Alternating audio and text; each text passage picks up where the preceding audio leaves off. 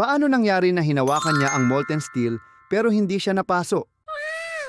Ang molten steel ay umaabot ng humigit kumulang 1,300 degrees Celsius hanggang 1,500 degrees Celsius. Sapat para tunawin ang bakal. Pero sa video na to, parang wala lang sa tao. Dahil ito sa tinatawag na Leidenfrost effect. Kapag ang balat o anumang bagay na may moisture ay biglang na-expose sa sobrang init na liquid o surface, nagkakaroon ng instant vapor layer o steam cushion sa pagitan ng balat at ng mainit na metal. Ibig sabihin, hindi direktang dumidikit ang balat sa molten steel. May manipis na layer ng singaw na parang proteksyon. Parang nag-skateboard ka sa isang steam barrier na sobrang init.